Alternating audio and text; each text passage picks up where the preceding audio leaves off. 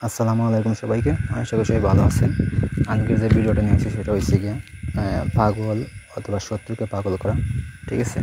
তো আপনার যদি কোনো শত্রু থেকে থাকে তো তারা কীভাবে আপনি পাগল করবেন সেটা আমি বলে দিতেছি। প্রথম থেকে শেষ পর্যন্ত দেখুন, তাহলে বুঝতে সুবিধা হবে। আমাদের দিয়ে যদি ওইরকম কোনো কাজ করতে চান তাহলে স্ক্রিনে দেওয়া নাম্বার আছে, নাম্বারে যোগাযোগ করবেন। আমরা শতভাগ গ্যারান্টি দিয়ে আপনি সেই কাজটি করে দেবো। তো কাজের কথা আসি, নিজেরা কীভাবে কাজটি করবেন। তো এই যে নকশা দেখতে পাচ্ছেন আমার সামনে স্ক্রিনে, এই নকশাটাই অঙ্কন করবেন। ঠিক আছে? নিয়মটা হচ্ছে গিয়ে, এই নকশা শনিবার মঙ্গলবারে অমাবস্যার রাতে অঙ্কন করিয়া কাকের গলায় বাঁধিয়া সারি দিবে। ঠিক আছে? শত্রু পাগল হইয়া যাইব। তো এটা অমাবস্যার যে মঙ্গলবার শনিবারে আসবে ওই অমাবস্যার রাত্রে অঙ্কন করবেন। আপনার কাক দইটা আনবেন, কাক। ঠিক আছে? যে কোনোভাবে দইটা আনবেন, আইনা তাবিজটা লিখে কাকের গলায় দিয়ে গভীর রাতে কাকটা সাইডা দিবেন। ঠিক আছে? তো ওটা লিখবেন হচ্ছে গিয়া আপনার জাফরান মেশকো গুরুচেনা একসাথে মিশা কালি তৈরি করে ওই কালি দিয়ে অঙ্কন করবেন।